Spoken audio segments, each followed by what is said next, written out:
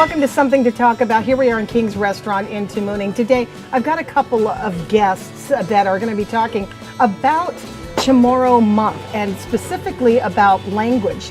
Some of us don't speak Chamorro, and we're going to talk to somebody who's an expert on the language, I think. That's all ahead on Something to Talk About.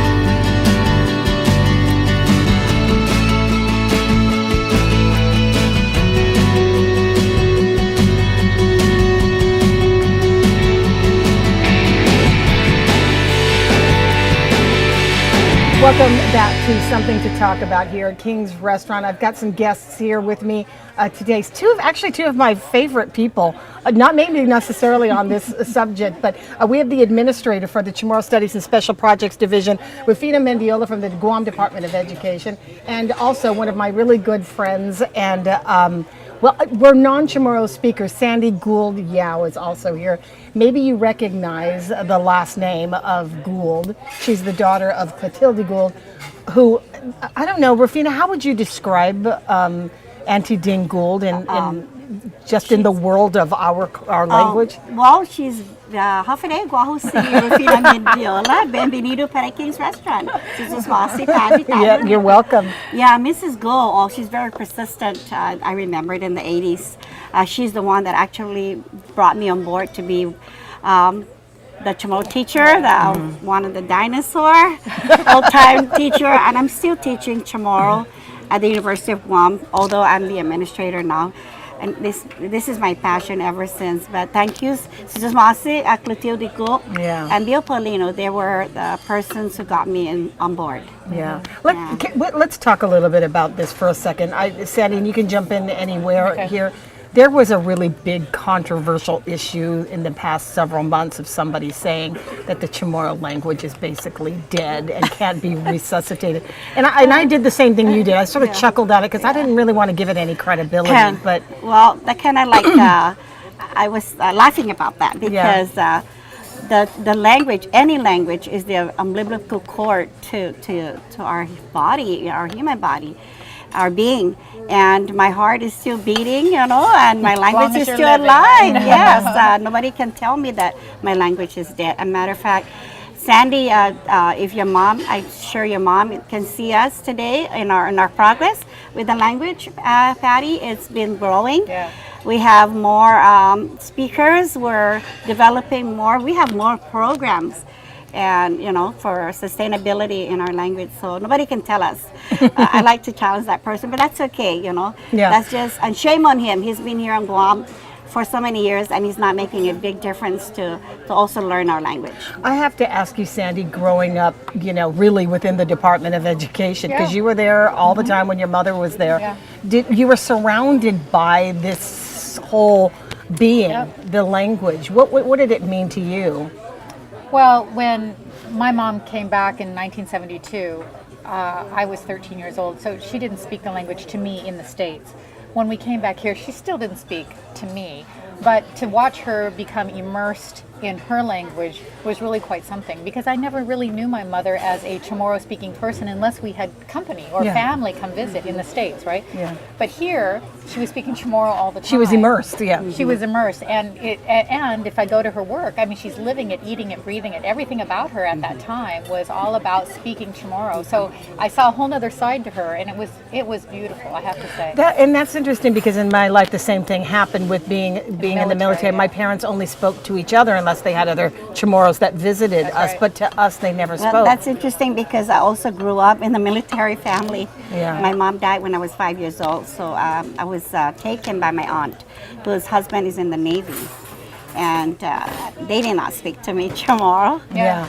So you didn't, go ahead, you didn't really know the language then growing up? No, I took a lot of Spanish classes at Aga Junior High and GW. Yeah. Oh, wow. But I was going to say, I really do think it's beholden upon us. Right. I mean, I am speaking to the choir here because I did not teach myself, or I haven't made the effort, but I have families who are younger than me that speak fluent. There's 9 of them.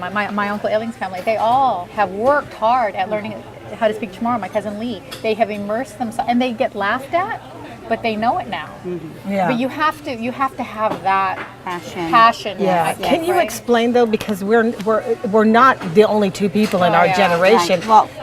Well- Did it have anything to do with what happened after the war and just this frame of mind during the war about the language? Well, I found out to a lot of research also and interviews with the Manamco, because I need to find a lot of data of what happened since then.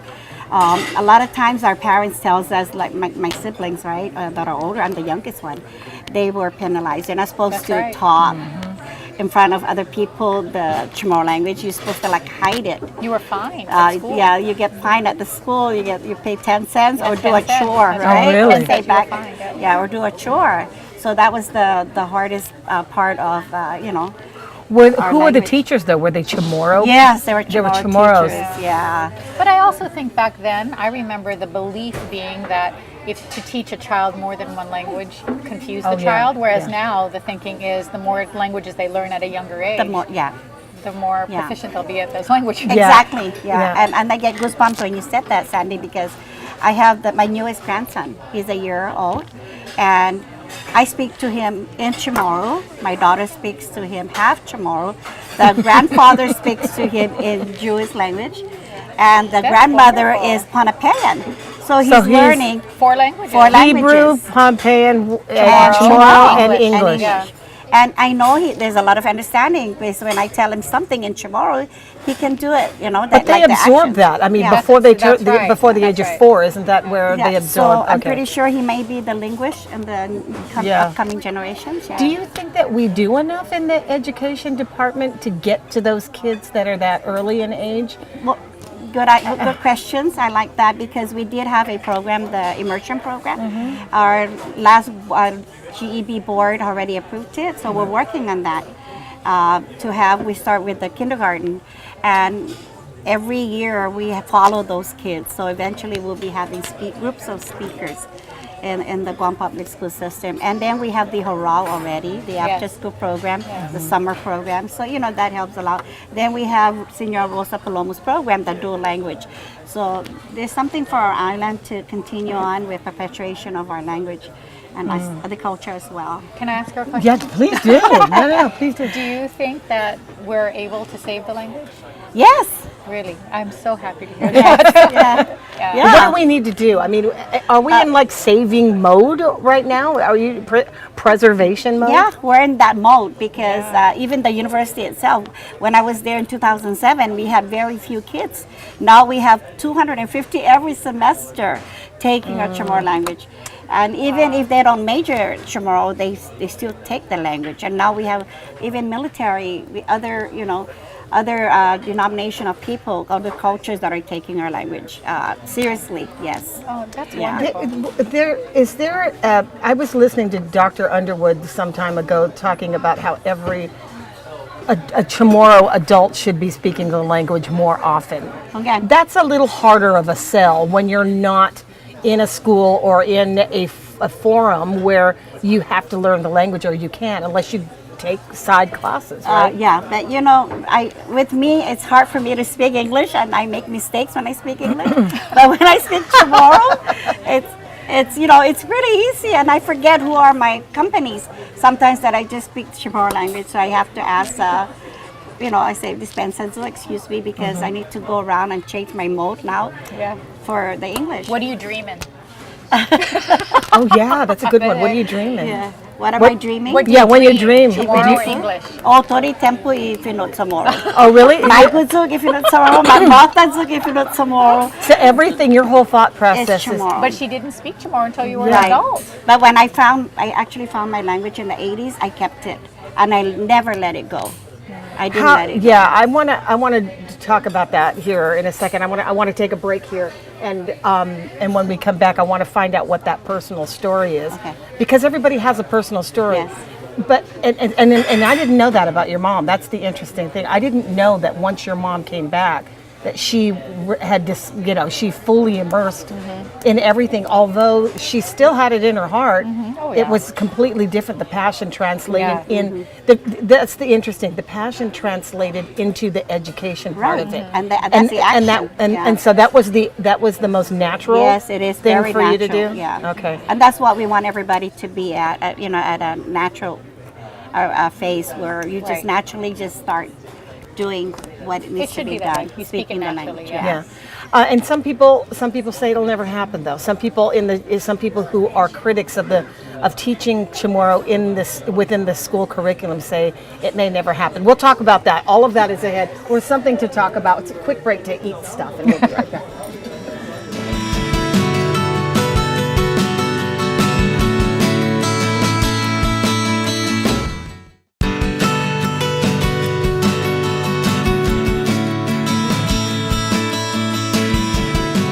Welcome back to Something to Talk About. My guests today, Rufina Mendiola and Sandy Gould Yao. There's like a connection between you. I just was noticing that. That was kind of an emotional when we were not taping. You really laid out that Sandy's mom, Clotilde Gould, was very instrumental. Yes. If it wasn't for Clotilde Gould, I won't be in my position today. Yeah. You said that she was. You said there was something that you said. Persistent. She was She's persistent. so persistent. I came to Mrs. Gould, Clotilde Gould, because I was searching for somebody to teach me the Chamorro alphabet. For her and son, at the for time, your yeah, son. my son was in elementary school, and they have it was an oral program, which is the bilingual.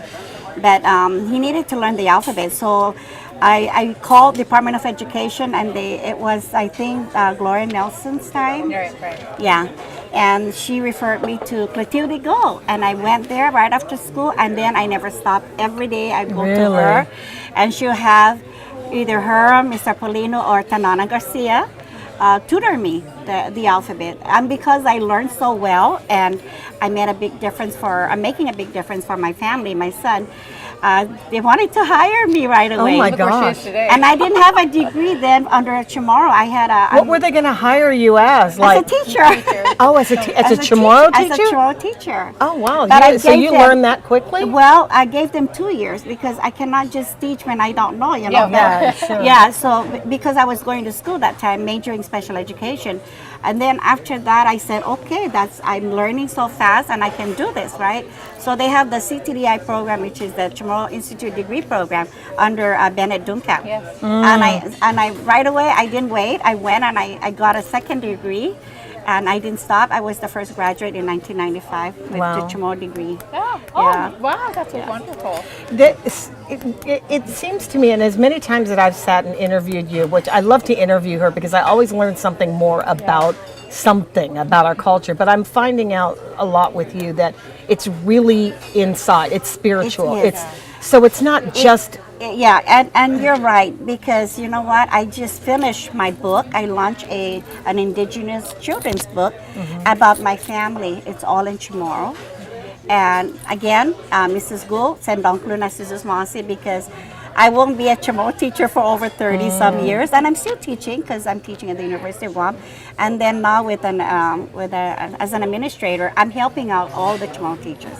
What was it when you first realized that you could speak the language? It's about communicating with other people Yes, too, right? and it's like a poetic kind of feeling. You know, it's not only because I hear different languages, but our language is awesome. It's like, you know, it makes me a humor person. Yeah. I have a lot of humor in me in my teaching. You know, I tell Isn't that everybody. what Juan Malamonga was? I too, tell right? everybody, Yeah. you're not Chamorro if you're not funny, right? Yeah. So I didn't know I was that kind of person because my first job was in the business industry. I was working for duty free, and I didn't know that I would be. What is ever a it? What teacher. is it about the humor? Is there innuendo? Is there a lot of innuendo, There's or is sarcasm. it a lot of Yes, sarcasm? yes, a lot of sarcasm, that. yeah. And then again, your mom, Mrs. Gould, when she talks, I just love, and I imitate her, right? So that's how I learned, Patty. You need to learn Chamorro. You need to be imitated. No, I used to sit, honestly, I would sit like this at the table and with her and my mother and just listen to Auntie Ding. And the two of them were such good friends. They were such kindred spirits, you know, that the two of them, they poked at each other. They could say anything to each other. No one was ever insulted. Right, no one was ever hurt. They were never hurt by each other's words, but I would sit there and the two of them, I wanted to know so badly what they were laughing at. Because some of the stuff I was like, on its face, and she would explain to me, she said, you have to understand where it's coming true, from. too. Yeah. It's just like Yeah. Juan Malamunga. When you translate it for people, it really it's flat. It's Right. It's not doesn't humorous. mimic, yeah. It doesn't translate Right. well all the time. Sometimes Right. it does, but not all the time. But And- once you, Yeah. so you could see, and then you could see people looking at the PDN, reading the strip, and then laughing out loud, and then you want to know what the inside is. And that's what I tell a lot of kids today. We have Chamorro all over. We have Chamorro at PDN. We have Chamorro in the news, in the radio station. That plays Chamorro music. So today they're so hungry. well versed with so many different types of learning. They have the app. Before, when I was learning, yeah. it was only Mrs. Gould, Bill Polito, and they were so instrumental in my life. Even my husband really knew them well, and and that's why I'm here today. To just Not me. But now that you started this immersion program, that's another whole Yeah. different step. We just finished our baby steps, so we're in our toddler stage. So right now we're moving forward, and we're training the youth now to take part of what we're doing, because there's other programs that we're coming up with, Patty, and we hope that that this program, because it's about the youth developing something and what they're learning in the classroom, and it's not only in the classroom that you learn Chamorro, you learn it outside with the family, with their parents, and making developing a curriculum that has to do with the app.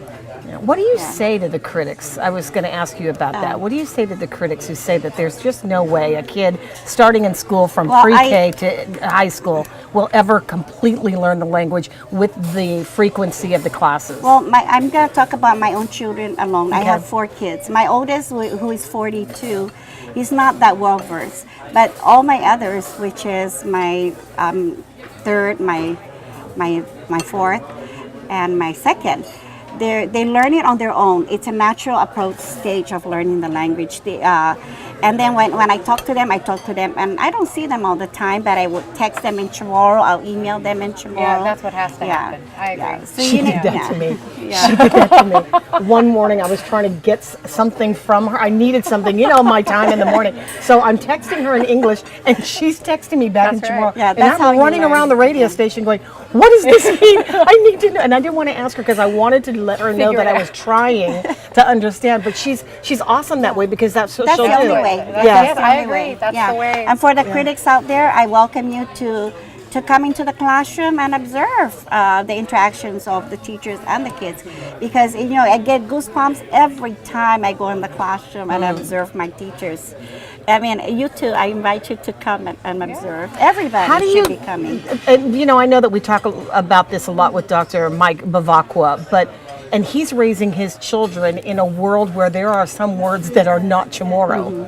And so how do you deal with there's a little bit of a language barrier, right, these days? Well, there's a lot of words that are not Chamorro, so that's why we have Mr. Google, right? Because Google. what we Mr. Google? we need to, you Google what's the closest, and it depends. Is it an action? Is it a noun? Or is it a verb? It's like what words have you had to? If it depends on, for example, the emergency kit, right? To prepare for disaster. So emergency is enseguidas, right? Which is quick, fast, right? So kit is kahun. It's a box. So you just put it, make to it. put in. Y cosas, which is the things. So necesidad na cosas enseguidas. Ni pong prepara ho, ni Monsieur Hoffa. But Okay. I think what's important too is to really accept the fact that language is dynamic. Right, it is. It's constantly changing. Even in English, now there's so many words that have to do with computers and the Yeah, internet and right, everything. right. It's developing all the So time. how do you? Because we still have a lot of. I mean, the Manumku from back during the war. These are some terms that they don't use. So if you an have, emergency kit Yes. was not okay. So Yeah, but see, like I have a student, my oldest student, which is probably Kiruga's brother in my class. He's like 70-some Oh, in my okay. Chamorro class. And I asked him, why are you taking my class? You're so versed in Chamorro. But his weakness was the writing. So you're right. The Manomko may not know the rules of the writing Right, that's because right. we have now rules, the orthography. So he was there because he likes to write stories himself, you know. Oh, wow. Wants to write it So in the Chamorro. orthography, so now we have the Ikumusyon in Angokon Finot Chamorro, which is the Chamorro Language Commission.